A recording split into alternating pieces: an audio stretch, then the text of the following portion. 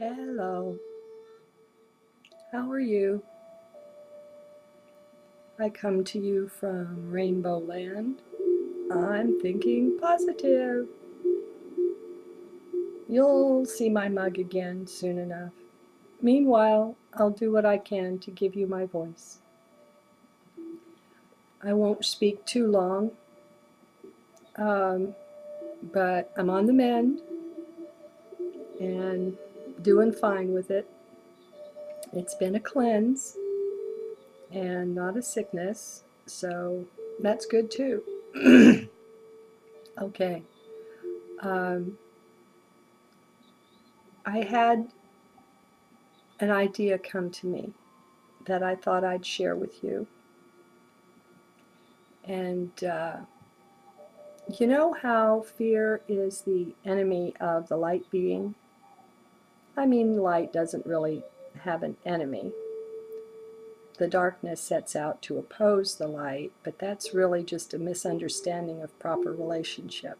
But anyway, fear will cut you off from your light, your heart, your source, your guides, all of that. When we get into fear, well, it's just the whole reptilian brain thing, fight, flight, all of that. And we're not in the best shape to be attuned and intuitive. Okay, now, when you add to that there's this whole concept of Armageddon and disaster and the end of the world and all of these prophecies and scriptures and, all of that doom and gloom stuff. And society is fed that kind of a line on a regular basis through the media about being in fear and about bad things happening. Well, those two go together pretty well. There's an attempt to keep us in fear and to have us terrified of, anything, alien invasion, whatever, you name it, Comet, Elenin, Nibiru, Planet X, global warming, you know the drill. Okay, unicorn. I'm not sitting here with my mouth open. Grr. All right, now that we've got that straight. Okay, so here's what came to me, friends, and I laughed and I laughed and I thought it was so funny. God has a sense of humor, All right, let's see if you can see it in here. The fear is the fear of the dark force. The Armageddon is theirs too. It's their world that's coming to an end, my friends. It really is. If you look, you can watch it crashing down around about their ears. All the stuff they used to keep secret behind closed doors and nobody knew about, well, WikiLeaks and bloggers and all the rest of it, alternative news sources. They're trying to clamp down on the internet now because they're losing it. They're losing control. And they've taken the monetary system into the pit, and they can try to pretend to rescue it again and again, but the stuff they're doing is all a joke. They can't put Humpty Dumpty back together again. It won't work. And so, dear friends, when you go in heart, there is no fear, not one erg, not one iota. So let us step up and out of fear and out of worry, out of anxiety and all of it. Because when we're in that, we're tuning into them. It's their fear, their worry, their anxiety, and they're trying to bring us down into it. And that feeds it and it feeds them. So I just thought I'd share that with you. Oh, and the other really important piece of this is that we are creators. You could even say creator gods if you use a little g. And so their desire to create this kind of scenario, they manifest it through us by feeding people what they feed via the media. They keep people terrified, anxious, purchasing slaves, of course. But it's fear and it's death and it's destruction and chaos and all the rest of it, all this unhappiness. Well, by getting people to focus on that, they bring it about. That's how it's created. And we've got to wake up and pull out of that. You've got to turn the TV off. That's just the way of it. And I'm not even sorry for telling you that. You're going to wake up to it one day yourself and realize that is the tool of the dark force. It's not that the TV is bad, it's not. But how it's being used today is evil. And it's a control mechanism in the hand of the dark force. And that's just the way of it. So get to it when you get to it. There's no rush, and you can't force yourself into things. You can try, but you know that way of that's having the mind in control. If you just go in the heart, everything will take care of itself. That's all we have to do.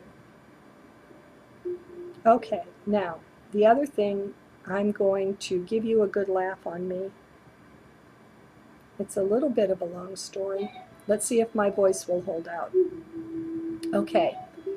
I just went through and I'm coming out of the most intense cleansing reaction of my life. And that's what it was. There was no fever, there was no sickness, no virus, no germ, no bug here. It was just a cleansing. And so why? I got to wondering why when I realized that's what was going on. And there's only one answer. And like I say, I've got to tell a story on myself here. And it's a little bit long.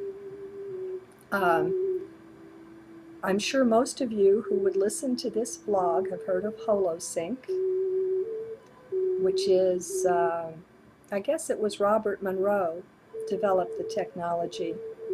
And it's for bringing the brainwaves into consonance, into coherence, and into balance. And, you know, helping us raise our consciousness. And HoloSync is interesting, and a lot of people get a lot of benefit out of it. But it's also very pricey. And it's a long ladder that you have to climb of first one, then the other, then the other, then the other. And they're all, you know, I mean, I think each one is several $100s. And so it's an expensive process. And that's fine for them that have it. I don't begrudge them. Okay, Mr. Unicorn, I'm not doing that. Thank you. I don't know what the deal is. Anyway, so there's that. Now, I'm not too much into mechanical means of meditation, so I don't really associate it so much with the spiritual path. To me, it's a thing of biology more. You know, it's the brain and the neurology and bringing some balance into that. So that's how I look at it. It's, you know, rising in consciousness to me is devotional. I guess maybe they call that bhakti yoga. I don't know. It just is. Heart is love. But I recognize and realize that there are many, many paths out there. And no one is the arbiter for everyone else. No one has a monopoly on truth or the way home or anything like that. So anyway, there's HoloSync. Okay, now there's a new kid on the block with this kind of technology. And if you use startpage.com instead of Google, hint, hint, and check out iAwake, the letter I and then awake, you'll find their webpage. I discovered them on YouTube. They have a 15-minute video that's a trial of their technology. And according to them, they give you all that HoloSync does, only you don't have to have hundreds of different recordings to get it. They have 2 recordings. That's their basic program. One of them is basic meditation. It's an hour long. And the other one is for when you're kind of in a overwhelm, and it's an hour long. And so you do either of those, or you go back and forth with them, or whatever, you know, go look them up, check them out. But it was interesting to see how they said in this 1 hour they could capture everything that HoloSync has to offer in all their hundreds of hours of meditation audios. Makes you go, huh. They've got advanced technology that wasn't available to Mr. Monroe. Okay, again though, I'm not too much into mechanical things, so along comes Michael Newton. Now, I've told you guys about him before. Dr. Newton is a psychologist who uses hypnotherapy, and his specialty is life between life, in the spiritual state when we're not in the body. And he takes people there and quizzes them. And he's written 2 books. His first one was Journey of Souls, and it was rather short. His second one is called Destiny of Souls, and the audio book is like 18 hours long or something. It's very long. And toward the end of it, he has a chapter on the Council of Elders. After we cross over, we have a life review, and we meet with a council of elder spiritual beings and go over our life. And very often, he said that a person's guide would be in the room quietly, standing to the left and slightly behind. And he would ask, I mean, Dr. Newton asks about everything, right down to the color of the robes and the jewelry worn by the elders and what everything means and colors of auras. I mean, there's nothing he doesn't question about. So he kept asking, why does the guide always seem to stand there? And for years and years, most souls didn't know. They just said, well, that's how it is. It's just customary or whatever. Well, after he gave up on it, and notice how life often does that, after he let it go, he finally came across a soul who knew, who understood. And he explained it like this. He said, after we cross over, for a while, we still retain the imprint, the impression of the body that we wore on the earth. And for most of us, the brain isn't balanced. We have a really strong left hemisphere focus. And so the guide will stand there in order to be of assistance in the telepathy between the soul and the council, the beings on the council. He explained it as if to say that when the council would send a thought to the soul with the unbalanced brain, sometimes the thought would kind of slip out. And so the guide would be there to mirror it back and help the soul communicate. All right, that did it for me. I thought, hey, if having a balanced brain before I cross over has a benefit like that, let's check out this iAwake stuff. And so I did. I took their 15-minute video and I copied it so I could have a 30-minute meditation. And I would do that usually twice a day. I mean, I'm not a real regular sort, you know, but usually twice a day. I might have done it 3 times once, I don't know. Until I got this really great idea. And I looped it. The explanation you'll find on the website explains how their technology is like a pyramid. And the bulk of it is introductory frequencies, and then they have some that are more intense. And the most, and I'm using the word intense, it's not their word, folks. I am not a spokesperson for iAwake, so, you know, don't take anything take it all with a grain of salt and go check them out. But anyway, the intensity of benefit I interpreted in my funny little head to be toward the end. So I looped it. Yeah, I looped it. And I let it run a good number of times. I wasn't counting. And I did this, I don't know, maybe on and off for a week. I don't know. I didn't know. Here was my thought. I want to test this technology. I want to see if it has an effect.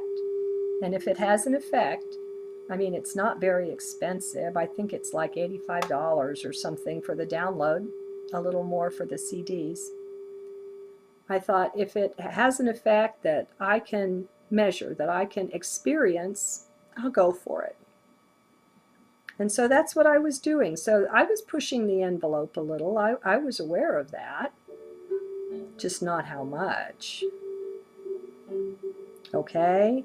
And pretty soon I was so wiped out physically that I wasn't even up to doing the meditation anymore. I mean, I've done a whole lot of just sleeping and drinking and hacking and coughing, and it's been interesting. Okay. And it didn't hit me until I actually turned the corner and started into recovery what I had done. Because you don't get a cleansing to occur in a body like this without something triggering it. And there was literally nothing else, nothing out of the ordinary in any way, certainly nothing that would, excuse me, knock me on my ass this way. All right, so I want you to benefit from my experience. And so don't play with it this way, okay? Follow their instructions and just take it from me. It works. It'll give you a cleanse, if nothing else. All right. I'll be getting back with you soon again. Hopefully you will see the amusement in this. I mean, everything is for the good, folks, if that's your attitude toward life. You're in control of that. You're a creator God. And let's make it clear, that's the first thing you control is your attitude. And if you have an attitude of gratitude toward life, your whole life will change. And that is in your control. See you soon. Your source, your guides, all of that. When we get into fear, well, it's just the whole reptilian brain thing, you know, fight, flight, all of that. And we're not in the best shape to be attuned and intuitive. Okay, now, when you add to that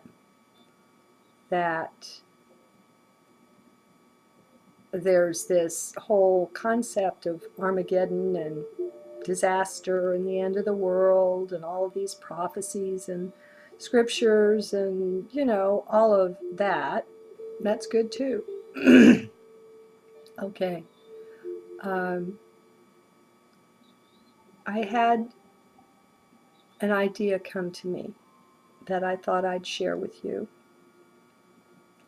And you know how fear is the enemy of the light being? I mean, light doesn't really have an enemy. The darkness sets out to oppose the light, but that's really just a misunderstanding of proper relationship. But anyway, fear will cut you off from your light, your heart. Hello. How are you? I come to you from Rainbow Land. I'm thinking positive. You'll see my mug again soon enough. Meanwhile, I'll do what I can to give you my voice. I won't speak too long. but I'm on the mend and doing fine with it. It's been a cleanse and not a sickness. So, all right, now that we've got that straight. Okay, so here's what came to me, friends, and I laughed and I laughed and I thought it was so funny. God has a sense of humor, you know. All right, let's see if you can see it in here. The fear is the fear of the dark force. The Armageddon is theirs too. It's their world that's coming to an end, my friends. It really is. If you look, you can watch it crashing down around about their ears. Doom and gloom stuff. And society is fed that kind of a line on a regular basis through the media about being in fear and about bad things happening. Well, you know, those two go together pretty well. There's an attempt to keep us in fear and to have us terrified of, oh, anything, alien invasion, whatever, you name it, Comet, Elenin, Nibiru, Planet X, global warming, you know the drill. Okay, unicorn. I'm not sitting here with my mouth open. Grr.